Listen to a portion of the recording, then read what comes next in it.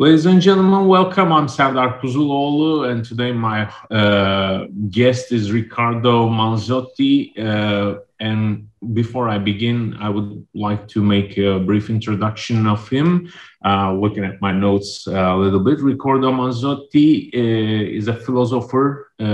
He's a psychologist, AI expert, and definitely a writer. He was born in Parma, Italy in 1969, and he received his PhD from the University of Genoa in 2001, and is currently a professor of theoretical philosophy at the IULM University in Milan.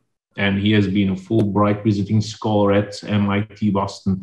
He's specialized in robotics and AI, where he started to wonder how can matter have experience on the surrounding world. Eventually, he has been a psychologist from 2004 to 2015, and then he has become a full-time philosopher.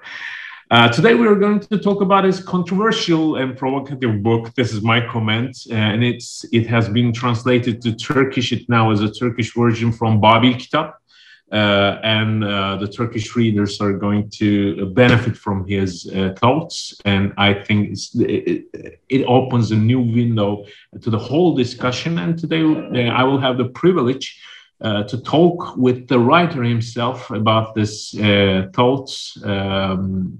In quote, provocative thoughts and bright new thoughts about mind, the definition of mind, whether it exists or not, in which form or where, how do we define the experience term, and so on.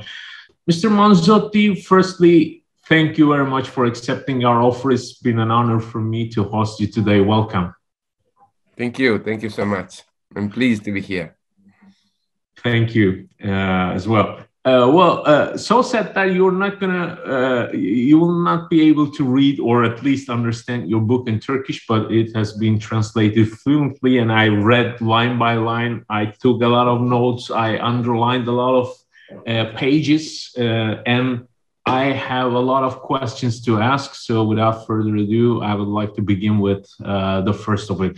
Your book has a new definition of the mind theory that we have for years, for centuries, maybe for thousands of years. And you say that we need a new definition, and you give that definition. But before we enter that part, what was the main element that made you question the traditional definition of the mind? Yeah, the problem of consciousness in our tradition is called the hard problem.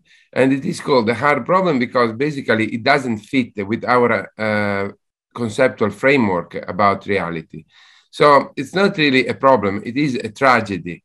Because once we accept the traditional view of the physical world, there's no way that in which we can fit a conscious experience in that world. Just to make an example, I mean, if we take the traditional picture of what's going on in a head, in a brain, the neural activity related with the conscious experience, we don't find anything inside the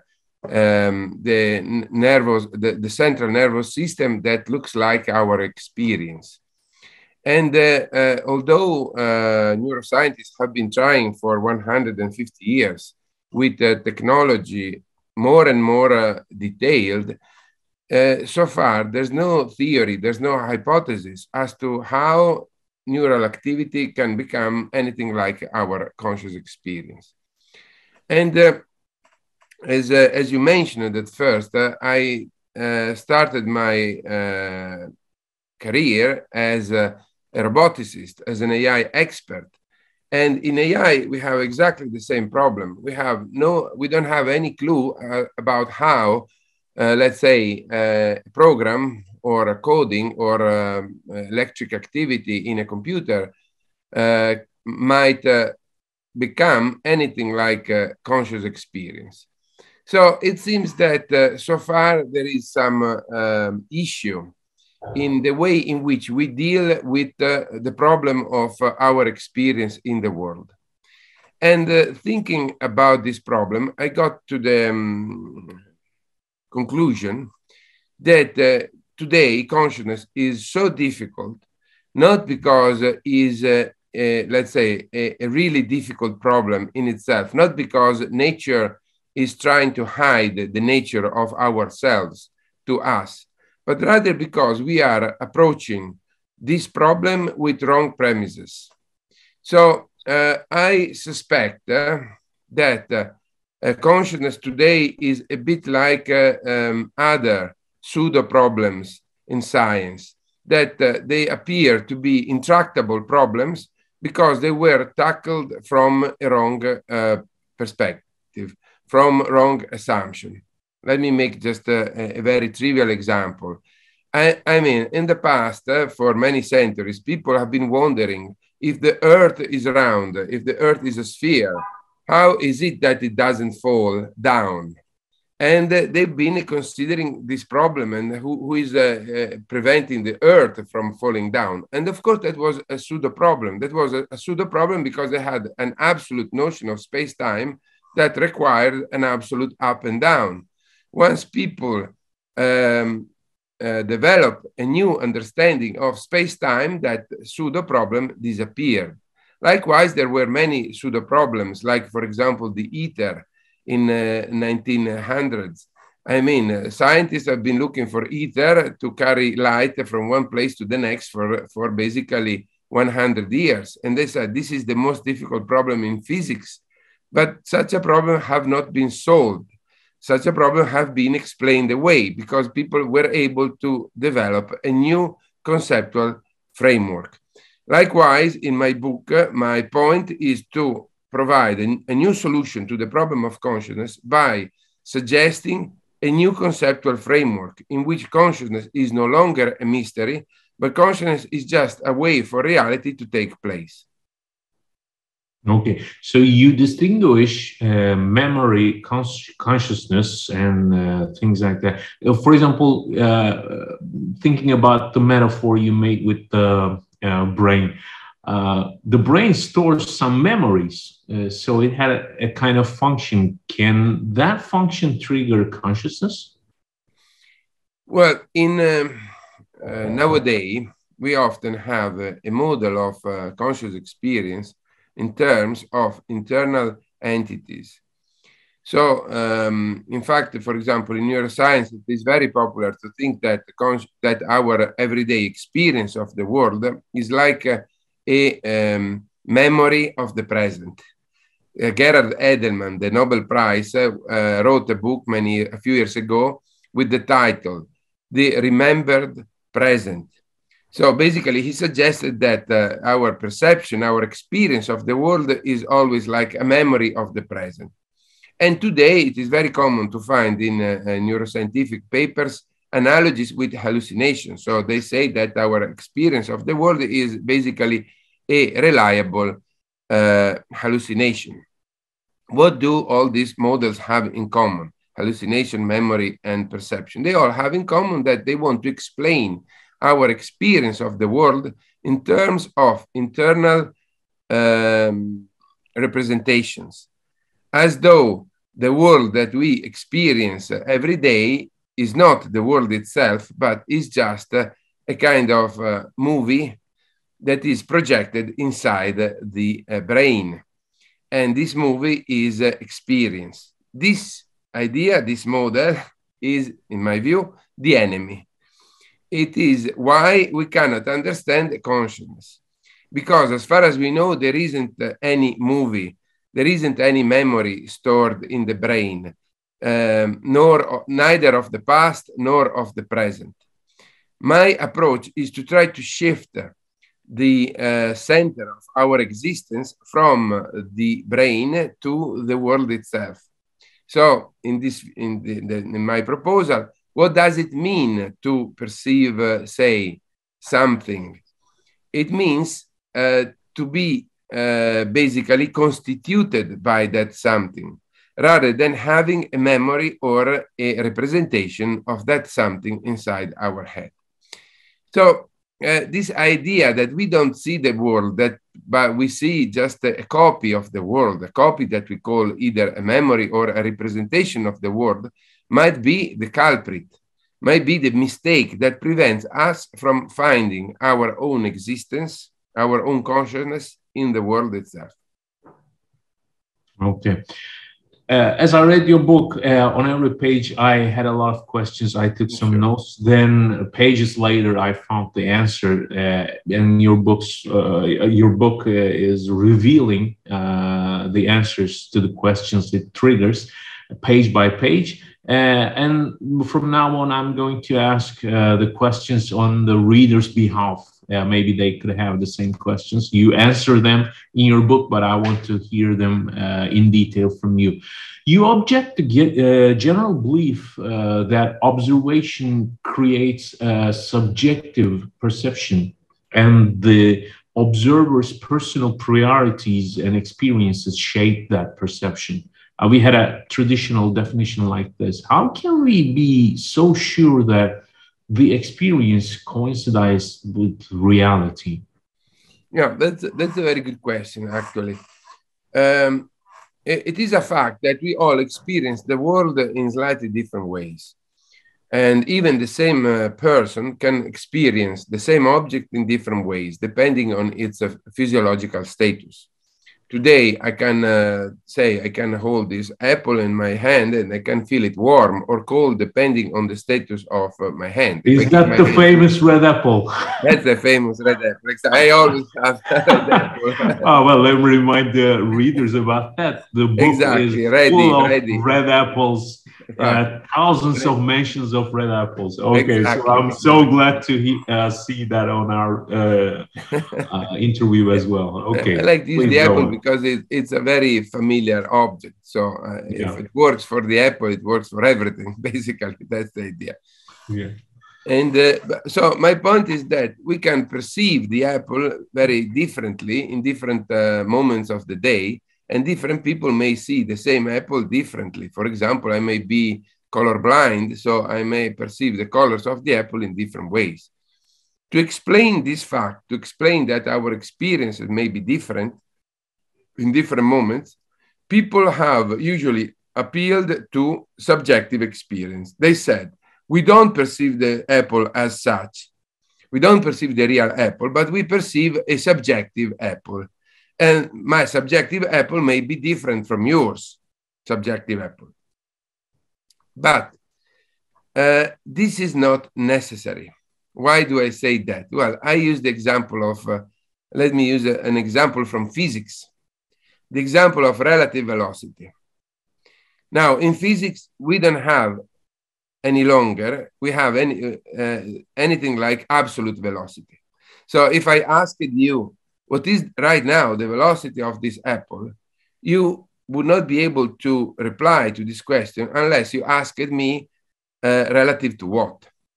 Because this apple right now is still relative to my body, to my books on the background, but it is moving relative to a plane that is flying over Italy right now. Or it is moving at incredible speed relative to the moon. Right now, this apple is moving at I believe something like 20,000 kilometers per hour relative to the moon. And all such velocities, relative velocities, are all equally true and physical. So my point is that the physical properties of objects are not absolute. They are relative to other physical systems. So at this very moment, this apple has several velocities relative to different objects.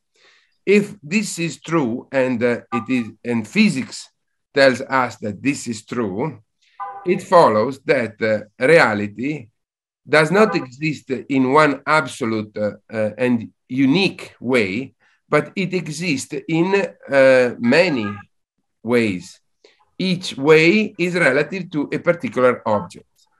In this way, we can explain subjectivity not in terms of being created by an act of observation, but in terms of the multiple reality of objects that are different relative to different objects. So we can find subjectivity, so to speak, we can explain away subjectivity in the relative nature of objects.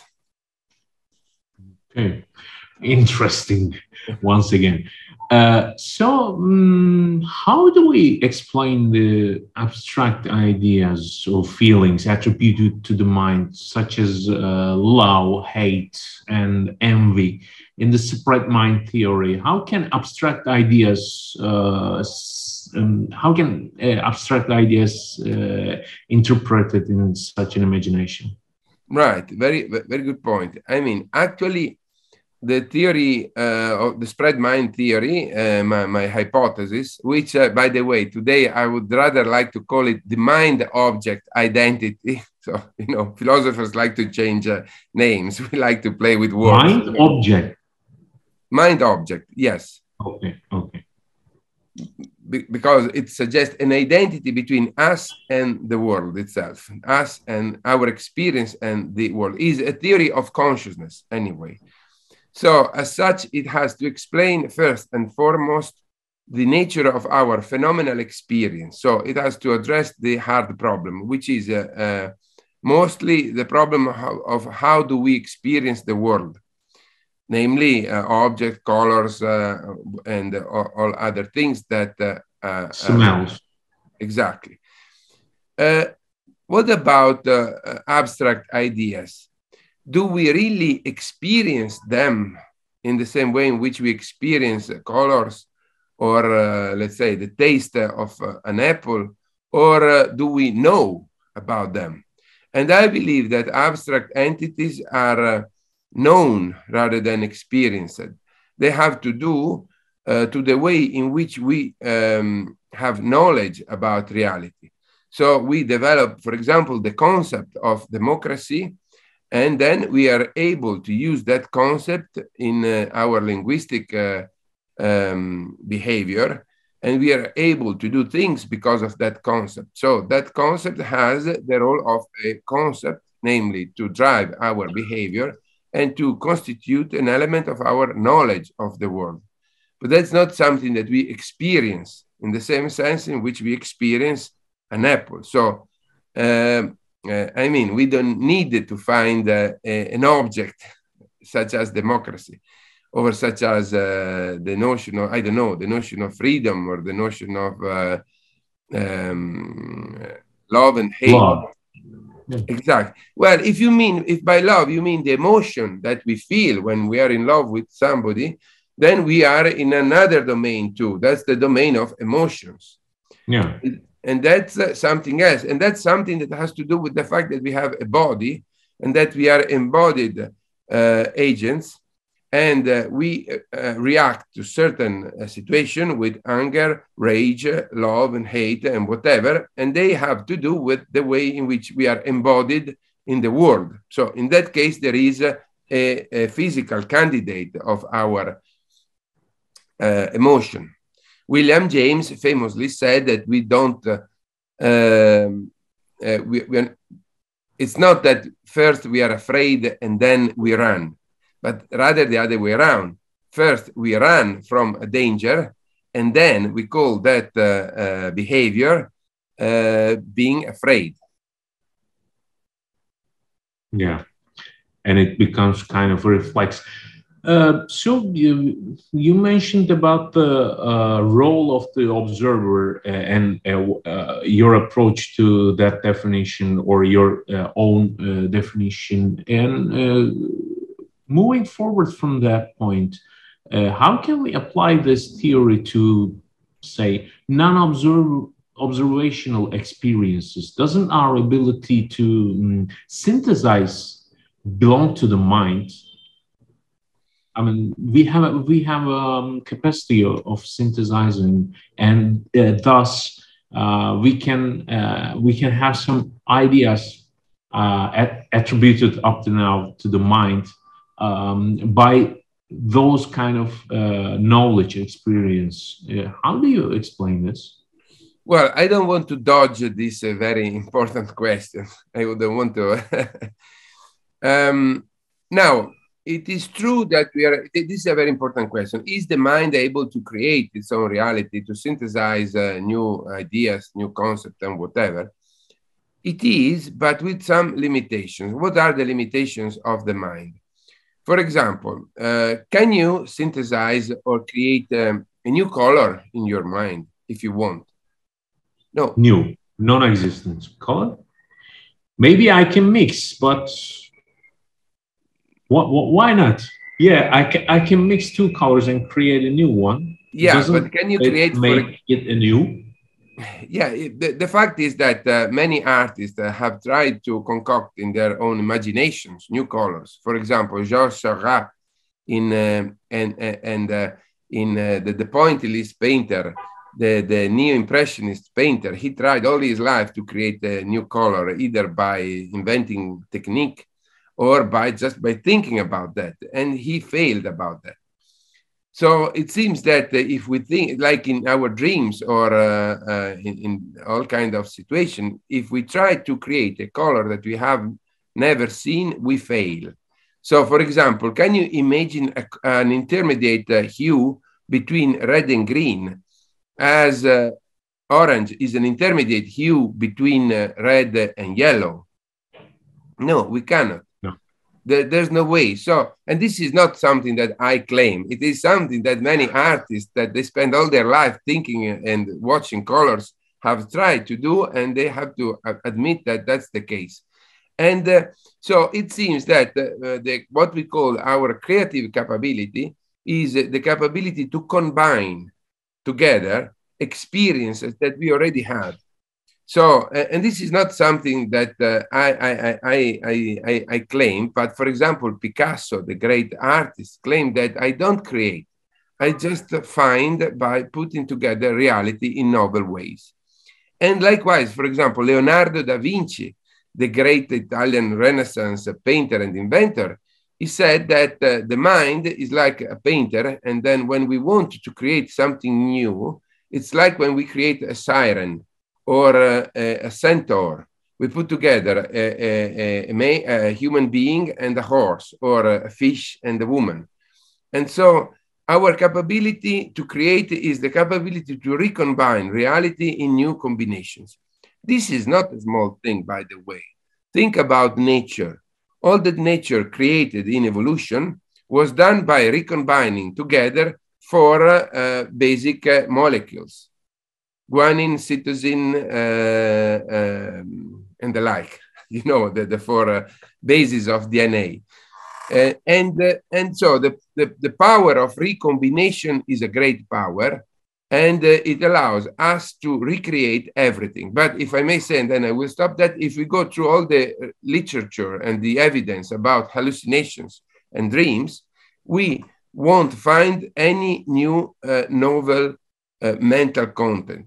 All dreams, for example, are recombinations of particulars that we get acquainted with in our real life. And I think that everyone can watch inside our own experiences of dreams, and we will find out that when we dream, we usually recombine familiar objects in novel combinations, but we never have, for example, a really new color or really new taste or really new something. So the building blocks of dreams are the same building blocks of the familiar physical world. Thinking about the combination theory that you just mentioned, in your book, you have an example of a dream that you say that if you see a pink elephant in your dream, there's a pink elephant somewhere created at that time. Is that the power of combination of experiences, or you literally mean that pink elephant is existent at that time when you dream of it?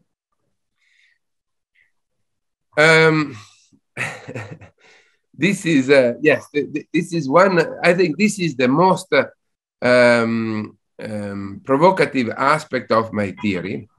But it can be summarized by saying that everything is spread in time. So hence the name of the theory, the spread mind theory, that everything is spread in time. What do I mean by saying that everything is spread in time? I mean that, let's say, in the commonsensical view of reality is that we are in the present, and the present is instantaneous. So right now you think that you are at, let's say, 11:32 and 50 seconds, okay? Right now you are at 11:32 and 51 seconds, and so forth. So you believe that all your present fits in just one instantaneous slice of time.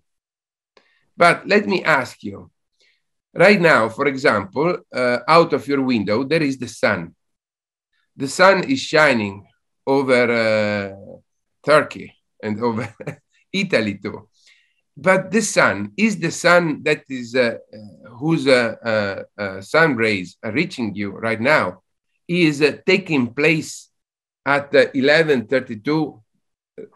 Right now, 11:33 and 10 seconds, or that sun is the sun that shone 8 minutes ago, because the sun is 150 million kilometers away. And the answer from physics is that the sun that right now is shining over Turkey and Italy took place 8 minutes ago. But is that sun in the past? Not really. That sun is just in your present. Only your present, if it includes the sun, is 8 minutes spread. And that is from physics. But you may say, okay, but the sun is so far away. The apple is very close. For the apple is different. And then I will get to the dream and to hallucination and to the pink elephant. But I need to get there through this example. Yes, but the apple itself is not instantaneous with your neural activity in the brain. Because between the moment in which the light ray starts from the apple surface to the moment in which the neural activity ends in your brain, 150 milliseconds have gone by.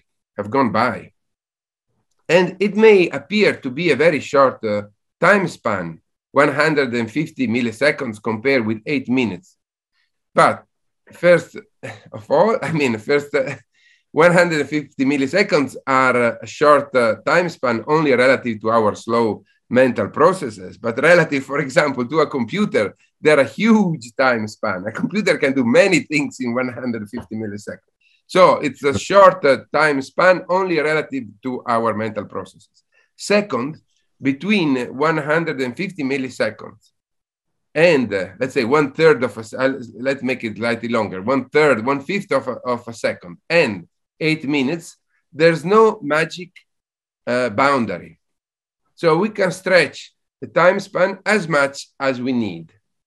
Having said that, when we perceive the world, or when we dream the world, or when we have a memory of the world, there was always in the past an object or a combination of objects that are responsible for what's going on at this very moment in our brain.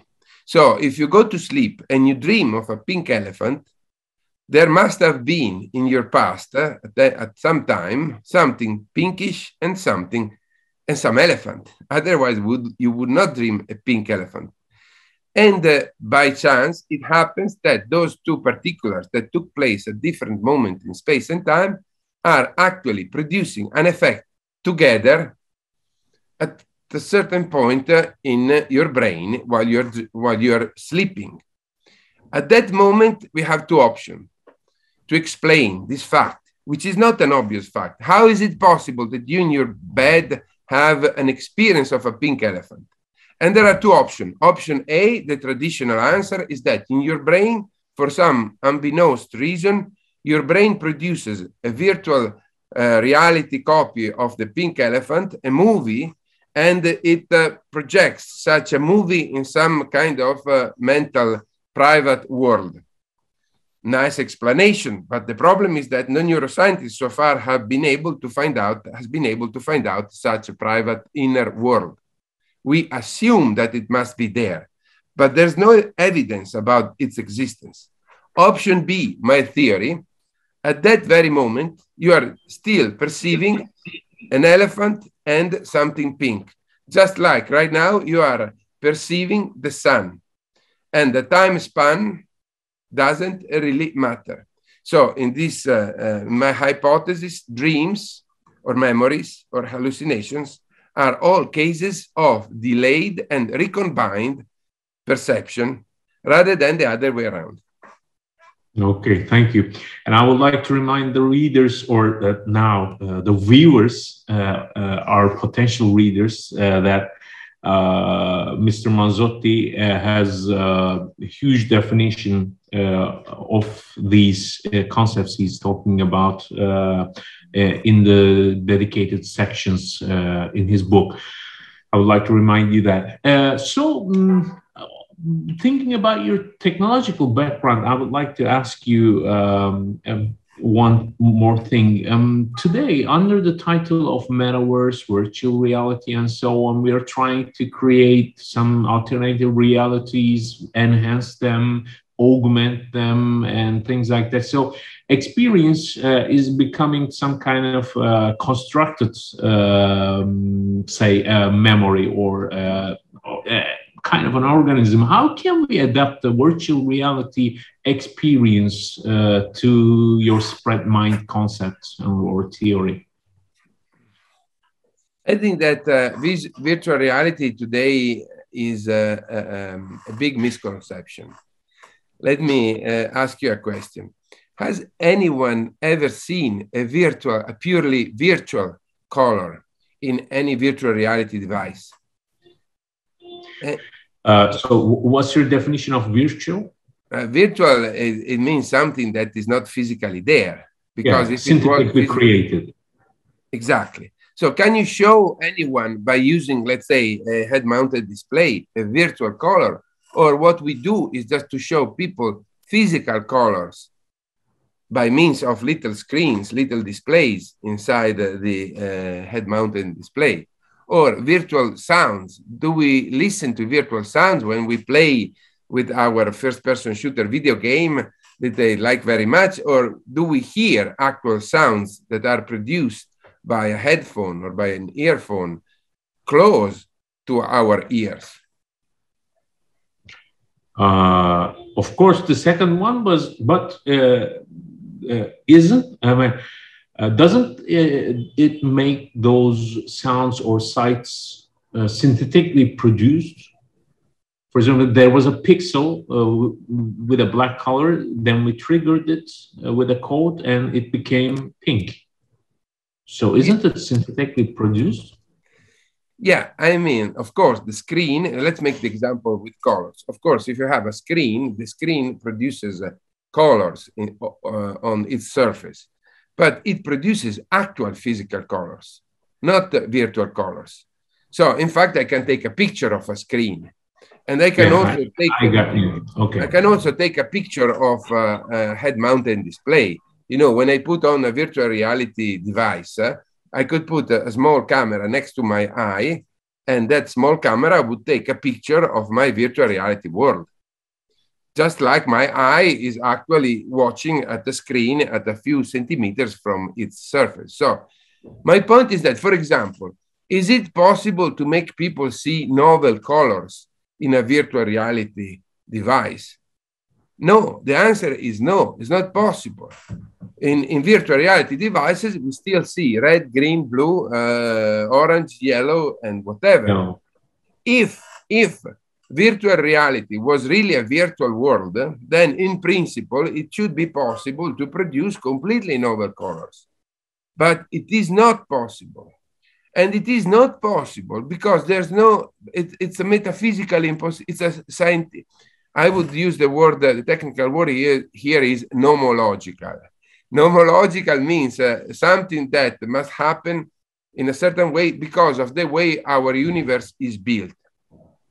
So it is a fact of our reality that there aren't virtual or mental properties.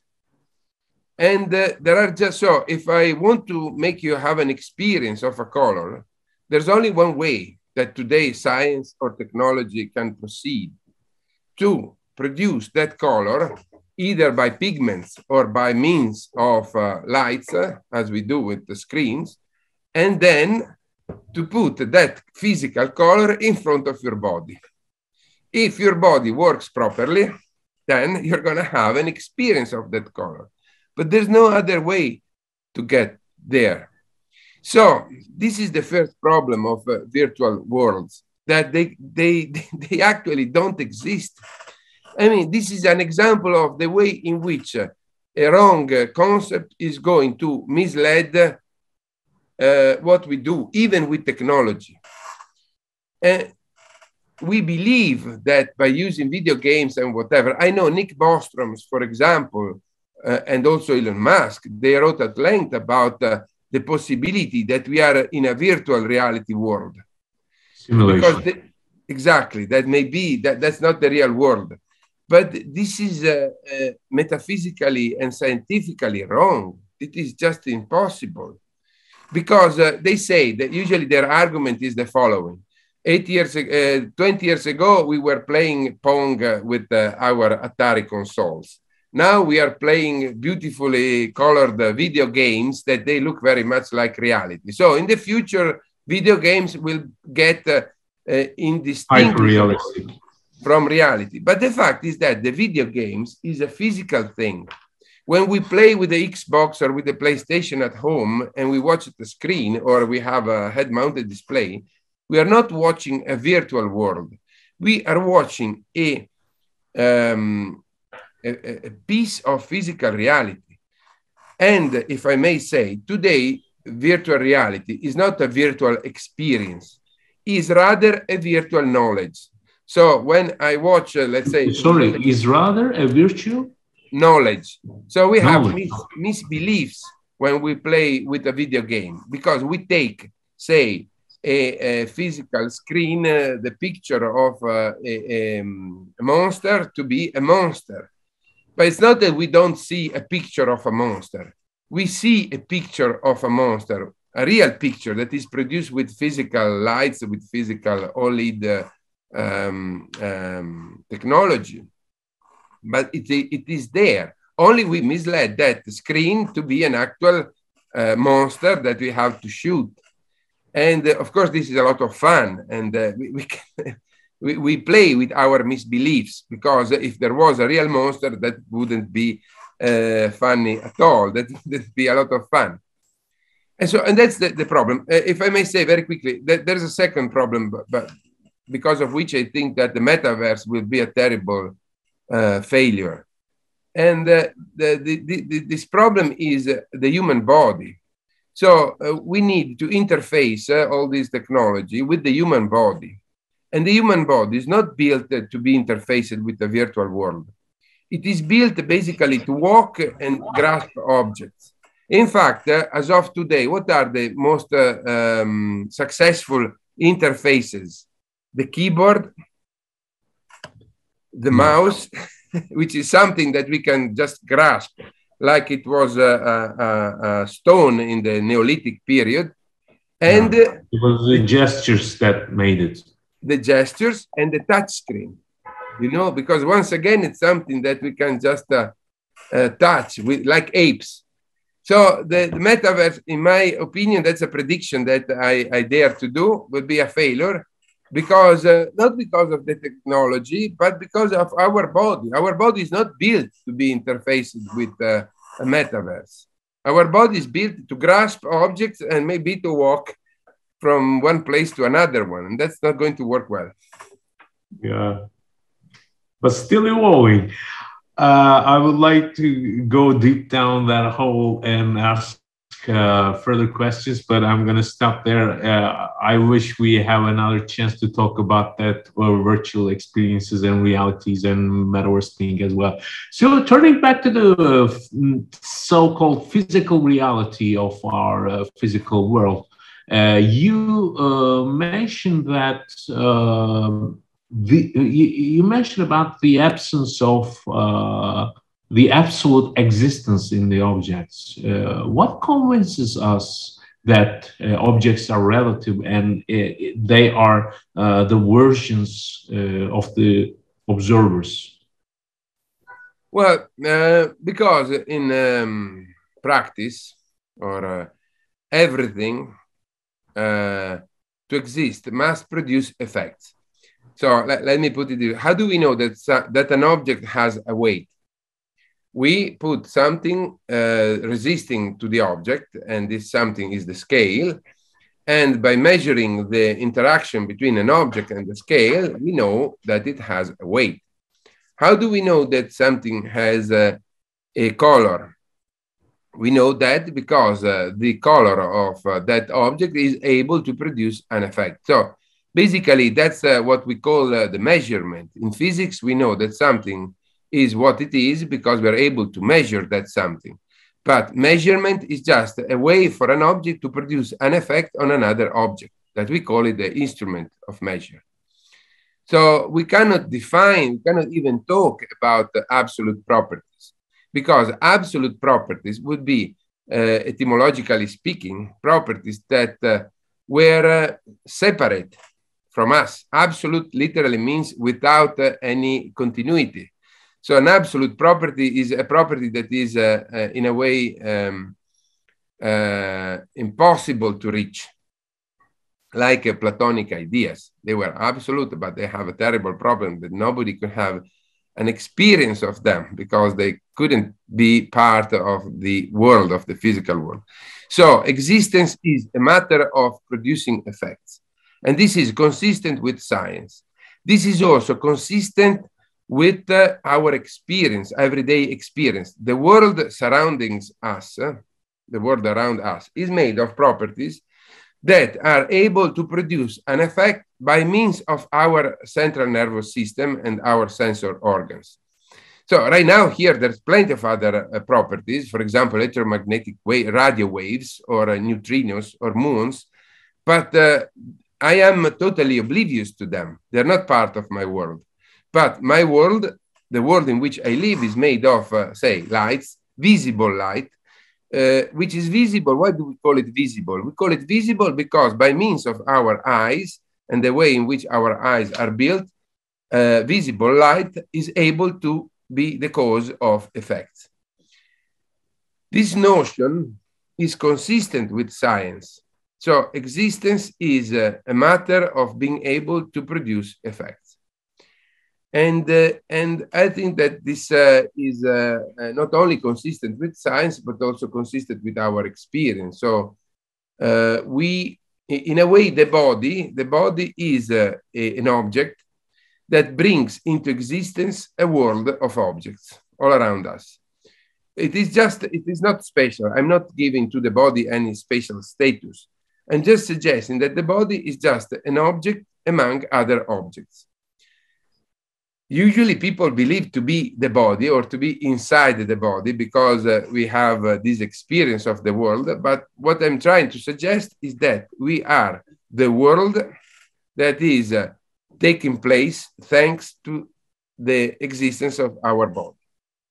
A little bit like if, I don't know, let's say weight is bring into existence by the existence of two bodies. If you had just one body, there would be no weight. And by the way, you would have a different weight on Mars or on the moon or on the Earth.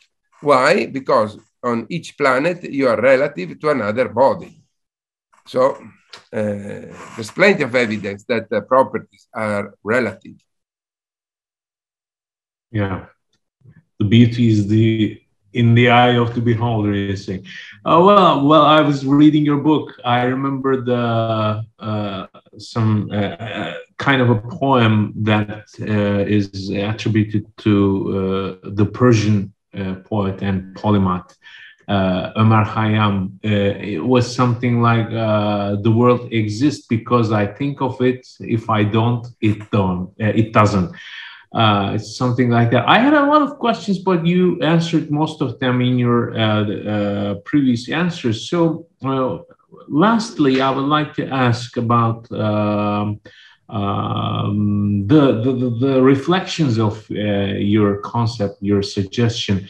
Would the social order based on your perception of reality, be any different from our present world? I mean, what could it change in the way we live, way we think? What do you aim? I think it will be the basis for a rather radical revolution in our social structure.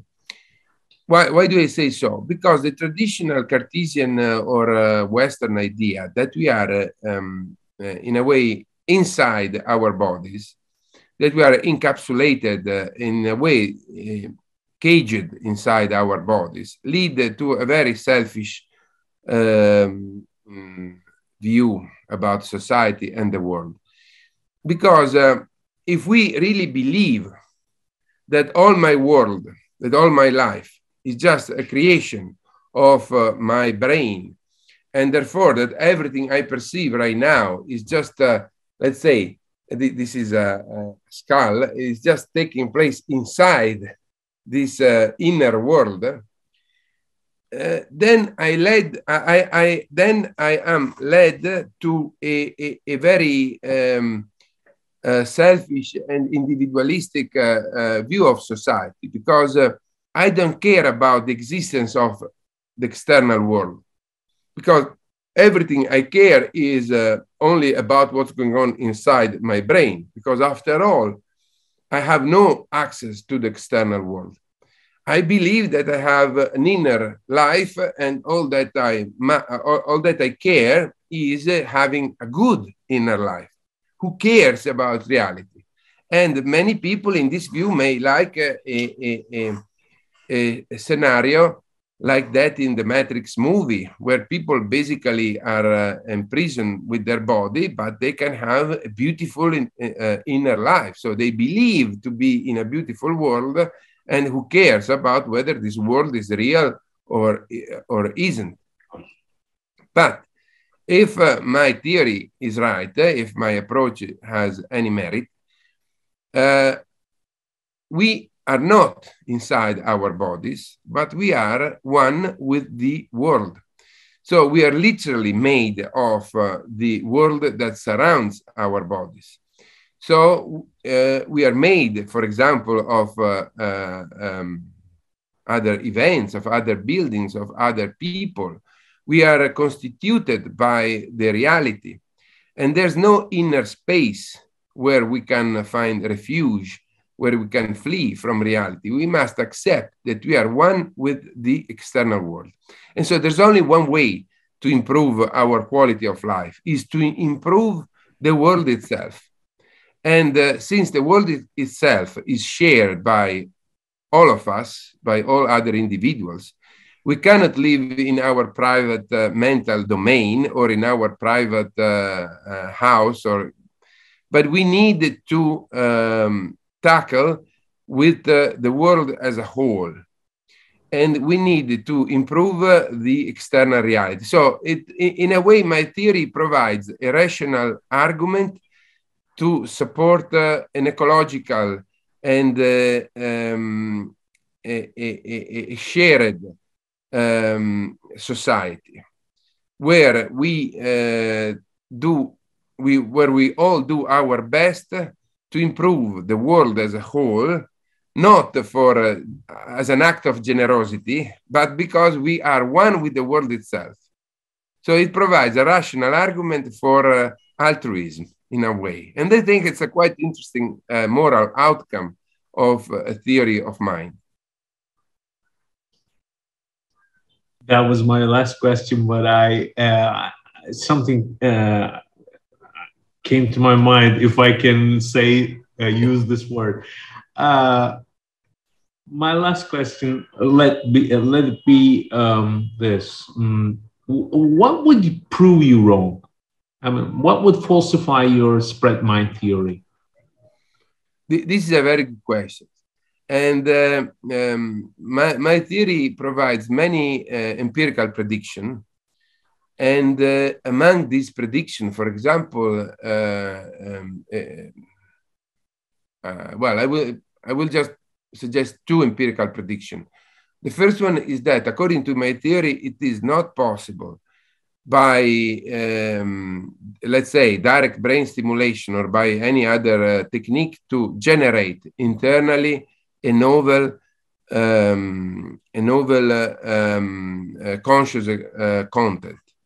So is it possible to combine together in a novel way previously experienced content such as is the case of the pink elephant? But according to my theory, it is impossible to experience a new elementary color because that would require to create something that is not physical and that yet have an experience. So in my theory, there has always been a total identity between the physical world and the mental world. So if someone, for example, were able to show that a congenitally blind subject was able to have an experience of colors, that would contradict my theory. And I must warn you, I already went through all of the literature about congenitally blind subjects. And there are many misreadings of the reports of congenitally blind subjects. For example, many people, there are many neuroscientists who seems to suggest that by direct brain stimulation of the color areas in the brain, congenitally blind subjects are able to see colors. But if we read carefully the sample of subjects they started from, we will find out that their subjects were, let's say, born with the sight. Born with the sight and then they lost it afterwards, or they were not totally blind. For example, some of them were still able to recognize colors, or not as good as, but you know, the legal definition of congenitally blindness is quite large. So, and then you find out that in their sample, they had, say, for example, only 4 subjects that were really congenitally blind and totally congenitally blind, and those subjects were the only one that they didn't report anything at all. So I already went through all the literature, so but who knows, maybe in the future we will have a congenitally blind subject reporting miraculously to be able to perceive colors, but I don't think that will ever happen. So that is something that would falsify my theory. But my theory also produces novel prediction. For example, I'm working with neuroscientists right now, and we would like to make an experiment about that. And since my theory is very precise, is very detailed about the kind of causal connection between the external world and the neural and the central nervous system in order to have an experience of something in the external world, we are suggesting an experiment in which we could connect, let's say, a mechanoreceptor in the skin to a photoreceptor. And in the right circumstances, the prediction of my theory is that these people should be able to have a visual experience by means of a mechanoreceptor, of a receptor on the skin, in the right circumstances. And that would also be a novel prediction. And then I end by saying another thing that I find it very interesting. This very same question that you asked me should be asked to the neuroscientists. Because right now the neuroscientists have been looking for evidence of conscious experience in the brain for 150 years, and they haven't found any.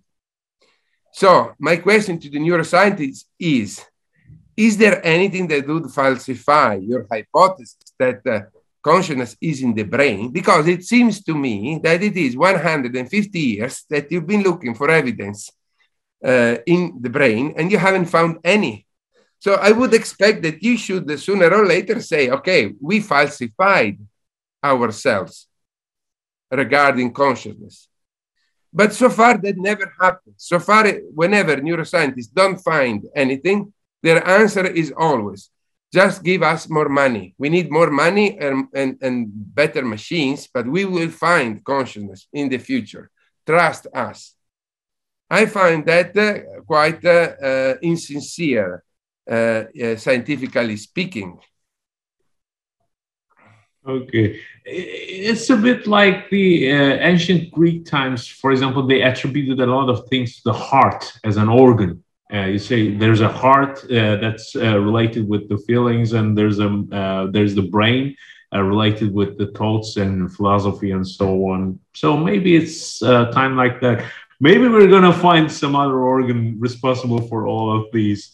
So, Mr. Riccardo Manzotti, thank you very much. And I would like to remind the viewers, our audience, that your book, Spread Mind, which in Turkish, Yayılmış Zihin, is translated to Turkish from Babil Kitap'a Publishing, and it's translated by, I'm sorry, it's translated by, let's mention the name, Buse Duyar. So thank her once again. And this was the end of our interview. As I said, I have a lot of more questions, but the rest lies in the book. So thank you very much, and I hope to see your book published in another languages as well. And good luck. Grazie mille. Buona giornata. Thank you so much. Thank you so much. It's been a pleasure. Bye. Ciao.